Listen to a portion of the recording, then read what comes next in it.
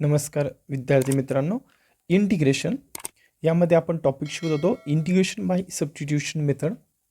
Previous व्हिडिओमध्ये आपण या 6 एक्झाम्पलचा स्टडी केला आहे, 1 to 6 एक्झाम्पलचा. या व्हिडिओमध्ये आपल्याला रिमेनिंग एक्झाम्पलचा स्टडी करायचा आहे. बघा विद्यार्थी मित्रांनो, evaluate integration sine x upon cos square x D x हा प्रॉब्लेम आपल्याला सॉल्व करायचा आहे. जर आपण बघितलं हा प्रॉब्लेम आणि 8 नंबरचा problem, evaluate the integration cos x upon 1 plus sine square x D x. तर ह्या प्रॉब्लेममध्ये मी तुम्हाला हिंट देतोय. जर आपल्याला कुठल्याही ट्रिग्नोमेट्रिक फंक्शनचं जर स्क्वेअर दिसत असेल आणि एक फंक्शन जर सिंगल पॉवरमध्ये दिसत असेल, तर ज्या नंबरचा आपल्याला ज्या ट्रिग्नोमेट्रिक फंक्शनचा आपल्याला स्क्वेअर दिसतोय त्याला आपण आता टी म्हणून कन्सिडर करणार आहोत. ओके, सो बघा स्टेप्स पहिली जी आपली होती ते आपण घेऊया. सोल्युशनमध्ये बघा स्टेप्स पहिली आपली होती की आपण आय इज इक्वल्स टू दिलेलं गिवन फंक्शन कन्सिडर करत होतो. So sine x upon cos square x D x, आपण याला इक्वेशन नंबर 1 म्हटलोय. आपण याला आता पुट करतोय. पुट जे स्क्वेअर फंक्शन आहे त्याला, सो इथे स्क्वेअर फंक्शन दिसते आपल्याला कॉस, सो आपण घेतोय cos x is equals to t.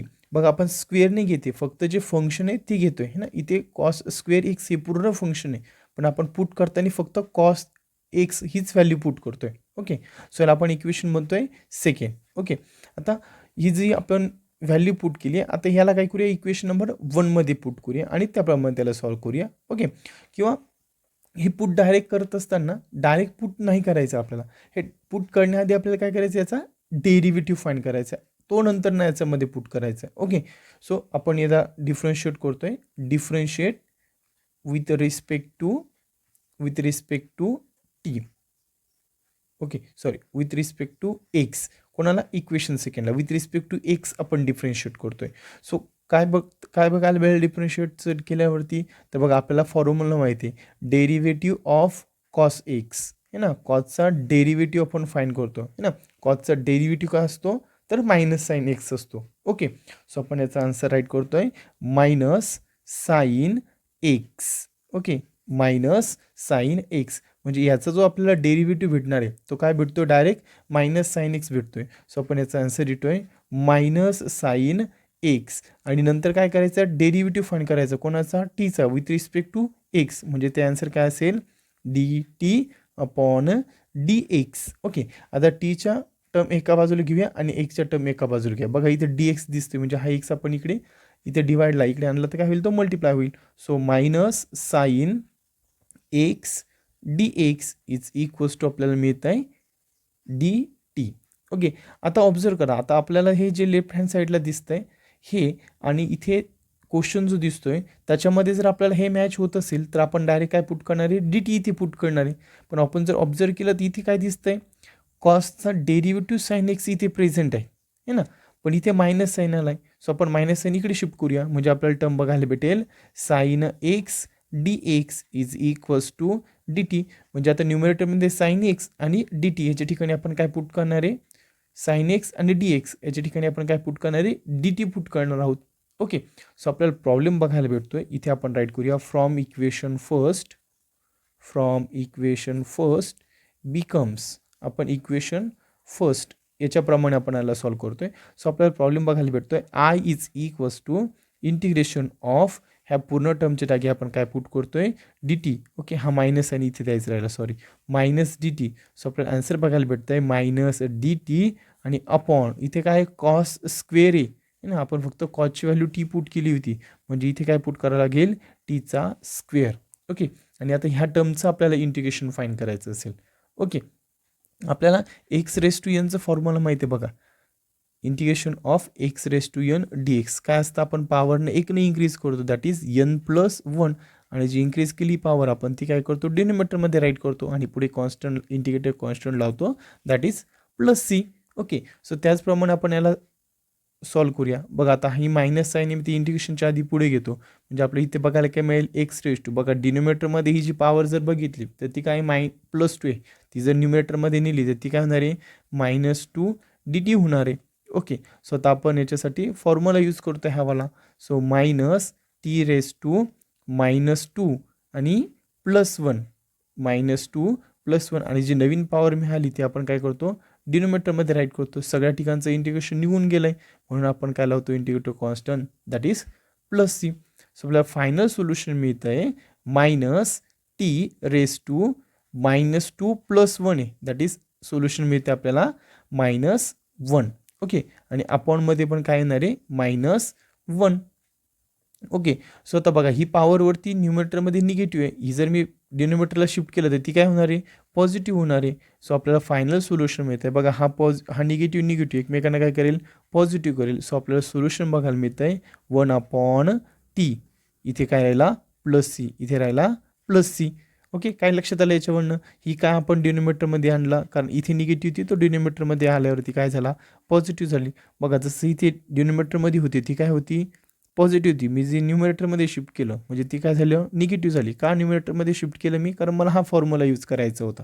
Okay म्हणून मी त्याला पहिल्यांदा न्यूमरेटरमध्ये घेऊन गेलो नंतर हा फॉर्म्युला यूज केला. परत तो न्यूमरेटरमध्ये निगेटिव्ह दिसला मी त्याला परत डिनोमिनेटरमध्ये शिफ्ट केलं म्हणजे आपल्याला आन्सर मिळतं आहे I = 1/t + c. आणि आपल्याला टीची व्हॅल्यू माहिती आहे ना इक्वेशन सेकंडमध्ये आपण घेतली आहे काय ती दिसते ती कॉस. सो आपल्याला याचं फायनल सोल्युशन मिळतं आहे I = 1/cos x आणि पुढे सोल्युशन मिळणार आहे +c. ओके इथपर्यंत सोल्युशन ठेवलं आहे ना तरी तुमचं सोल्युशन बरोबर आहेत. आणि आपल्याला आणखी एक पार्ट माहिती आहे ना जर कॉस आहे कॉसच्या समोर कोण असतं सेक असतं म्हणजे हे दोघांना काय आहेत रेसिप्रोकल आहेत है ना म्हणून आपण याचं सोल्युशन असं पण राईट करू शकतोय I = कोसेकच्या जागी आपण राईट करू शकतोय sec x + c. ओके हे दोघंही सोल्युशन कुठलंही सोल्युशन तुम्ही लिहिलं तरी तुम्हाला फुल मार्क्स भेटतात. हेही सोल्युशन ठेवलं तरीही फुल मार्क्स भेटतील आणि त्याचं कन्वर्जन करून राईट केलं तरीही फुल मार्क्स भेटतील. ओके सो प्रॉब्लेम नंबर 8 बघूया. बघा सोल्युशन नेहमीप्रमाणे आपण याला I म्हणून कन्सिडर करतो. So I = cos x / 1 + sin² x dx याला आपण म्हणूया equation number first. Okay so आता मी पुट करतोय पुट sin x = t आपण याला म्हणूया इक्वेशन नंबर सेकंड. याला आता डिफरन्शिएट करूया with respect to x. Differentiate with respect to x. So आपल्याला फॉर्म्युला माहिती आहे डेरिव्हेटिव्ह ऑफ sin x. काय असतं डेरिव्हेटिव्ह ऑफ sin x तर डेरिव्हेटिव्ह ऑफ sin x असतं डेरिव्हेटिव्ह ऑफ sin x असतं cos x. ओके सो आपल्याला solution मिळतं आहे cos x.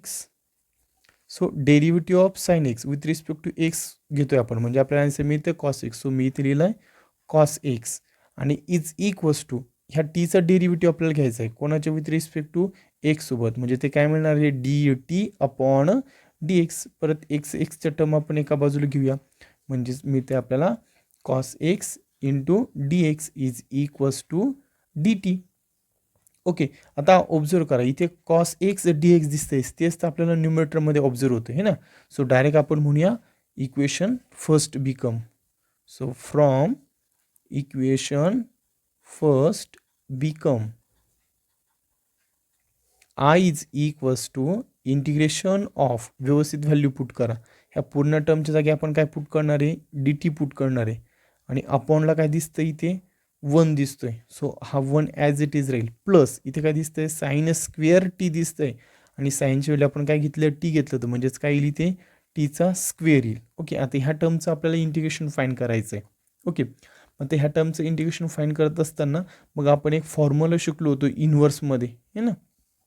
तर तो फॉर्म्युला काय होता जर 1/, काय असेल जर 1/a² + t² असेल है ना a² + t² असेल म्हणजे 1चं जर आपण स्क्वेअर केला त्यानंतर आपल्याला 1च मिळणार म्हणजे 1चं जरी स्क्वेअर केला किंवा 1 + 1च बघा मी राईट करून दाखवतोय.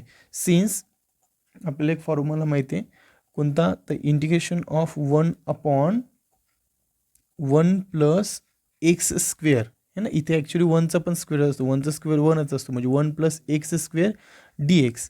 तर याचा आन्सर काय असतं तर ते आन्सर असतं tan inverse x + c. Okay हा फॉर्म्युला आहे. मग आता हे सगळ्या टर्म कशामध्ये आहे टीमध्ये म्हणजे आपल्याला याचं सोल्युशन काय मिळणार आहे tan inverse of T, tan inverse of T, आणि पुढे भेटतं आहे integrative constant that is plus C, आणि टीची व्हॅल्यू आपण फक्त आता रिसबस्टिट्यूट करतोय. सो आपल्याला फायनल सोल्युशन मिळतं आहे I is equals to tan inverse into bracket sine x bracket complete plus C which is our required solution. Okay, ही व्हॅल्यू कुठनं पुट केली ती फक्त आपण ब्रॅकेटमध्ये लिहूया from equation second. Okay, next question घेऊया. बघा नेक्स्ट क्वेश्चन आपल्याला दिलं आहे evaluate integration of 2 raise to tan x upon cos square x D x. याचं आपल्याला आता काय करायचं आहे, सोल्युशन फाइंड करायचं. प्रॉब्लेम थोडंसं वेगळ्या टाईपचं आहे, व्यवस्थित समजून घ्या. ठीक आहे, बघा आता ज्या वेळेला आपल्याला ह्या टाईपचा क्वेश्चन दिसेल, मी तुम्हाला सांगितलं आहे जर आपल्याला पॉवरला एखादा टर्म दिसला तर पहिला त्याचा डेरिव्हेटिव्ह करून बघा. त्याचा डेरिव्हेटिव्ह तिथे प्रेझेंट असतो है ना. बघा टॅनचं डेरिव्हेटिव्ह आपण जर बघितलं तर टॅनचं डेरिव्हेटिव्ह बघा, मी तुम्हाला फिंगर्सवर ते सांगितलं तर sine cos tan cot sec cosec है ना. टॅनचं डेरिव्हेटिव्ह म्हणजे आपण इथून जम्प करून इथे जातो आणि इथे कोणतं फंक्शन असतंय तर सेक असतंय. म्हणजे टॅनचं डेरिव्हेटिव्ह काय मिळतं आहे, सेक स्क्वेअर एक्स मिळतं आहे. पण आपण जर इथं ऑब्झर्व केलं तर आपल्याला ते फंक्शन दिसतच नाही है ना.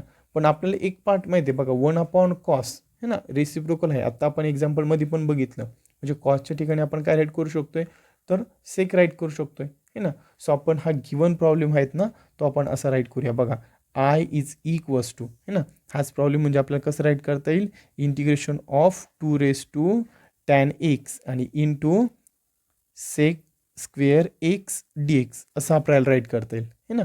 का, कारण कॉस आणि सेक एकमेकांचे रेसिप्रोकल आहेत. ओके, सो आपण आय म्हणून त्याला कन्सिडर करतोय 2 raise to tan x into sec square x D x, याला म्हणूया आपण इक्वेशन नंबर 1.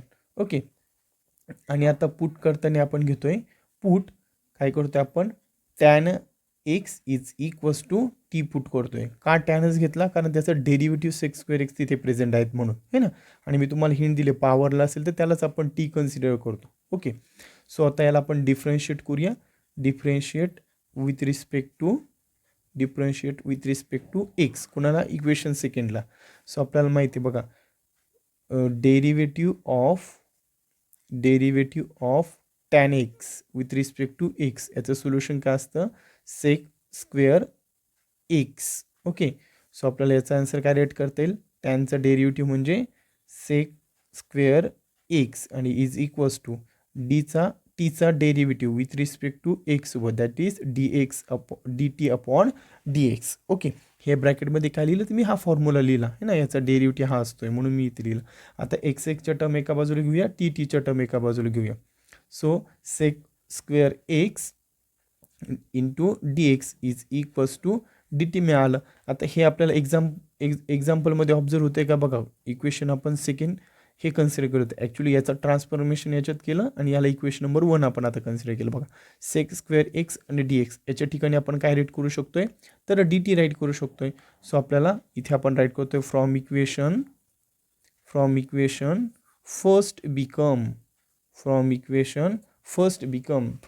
फर्स्ट वरनं आपण असं राईट करू शकतोय त्याला की I is equals to integration of 2 raise to काय येतं आहे आता टी येत आहे. ओके, आणि इन टू डी टी. ठीक आहे, आता बघा आपल्याला फॉर्म्युला माहीत होता ए रेस टू एक्सचा. बघा integration of a raise to x D x, तर याच्यासाठी फॉर्म्युला काय असतो, ए रेस टू एक्स आपण ॲज इट इज लिहितो है ना.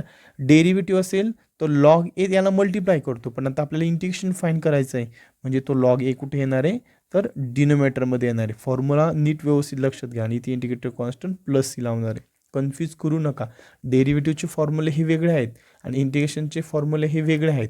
ओके, बघा a raise to x D x याचा डेरिव्हेटिव्ह विचारला असता तर हा लॉग ए आपण त्याला मल्टिप्लाय केला असता.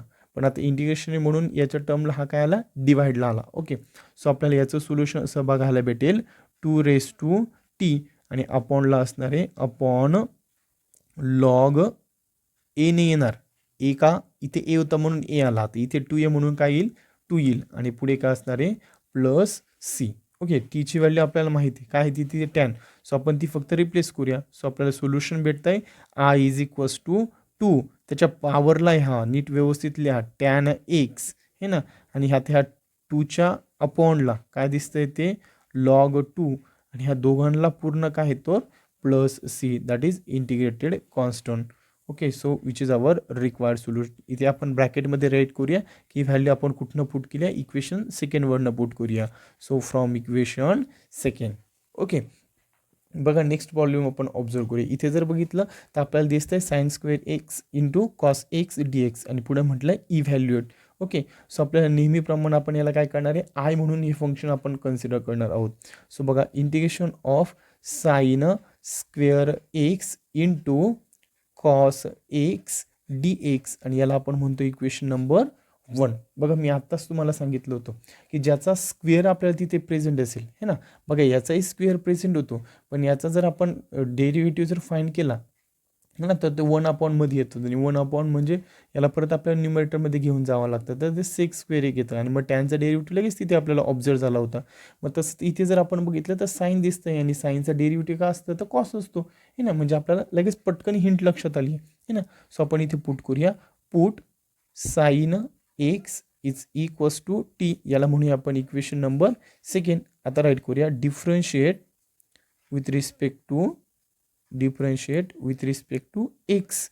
मग आपल्याला काय टर्म बघायला भेटणार आहे, बघा आपल्याला माहिती आहे डेरिव्हेटिव्ह ऑफ कोणाचा साईन एक्सचा, तर तो काय असतो डेरिव्हेटिव्ह ऑफ साईन एक्स. बघा साईन फंक्शन कुठे येतं इथे, त्याचा डेरिव्हेटिव्ह का असतो कॉस एक्स. ओके, सो आपण इथे राईट करतोय कॉस एक्स.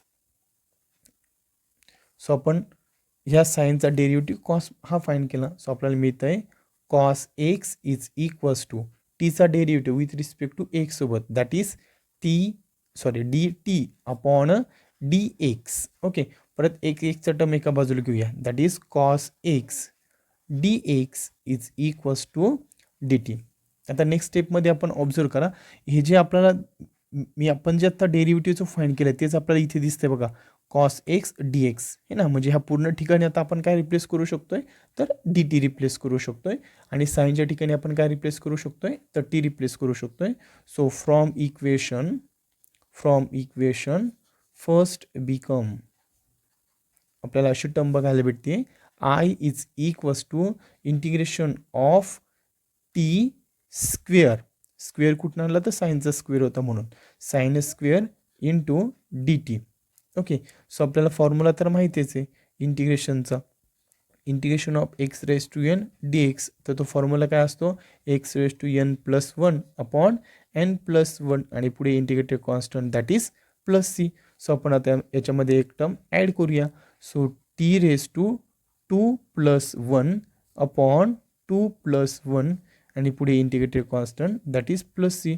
सो आपल्याला सोल्युशन मिळत आहे t raise to 2 plus 1 that is 3 upon 3. आता फक्त टीची व्हॅल्यू रिसबस्टिट्यूट करूया इक्वेशन सेकंडवरनं. सो ते आपल्याला व्हॅल्यू मिळते साईन एक्स ब्रॅकेटचा क्यूब अपॉन 3. ओके, आणि इथे इंटिग्रेटेड कॉन्स्टंट राहिला, so integrated constant plus C which is our required solution.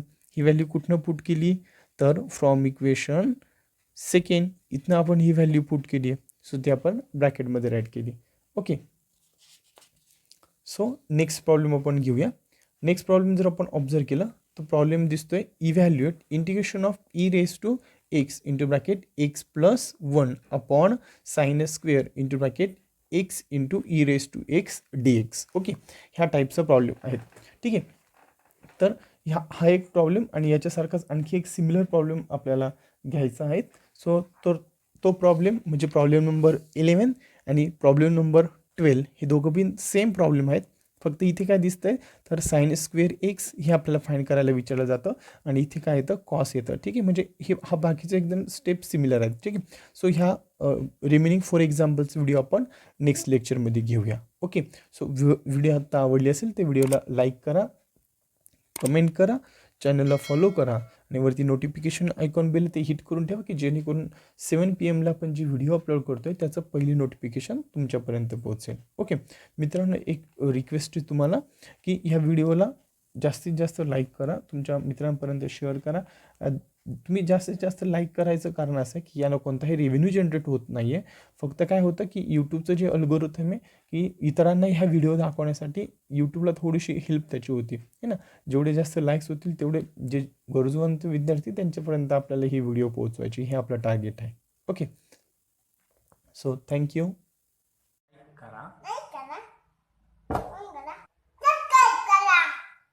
Notification icon hit करून ठेवा जेणेकरून 7 PM ला व्हिडिओ अपलोड झाला की त्याचं पहिलं नोटिफिकेशन तुमच्यापर्यंत पोहोचेल.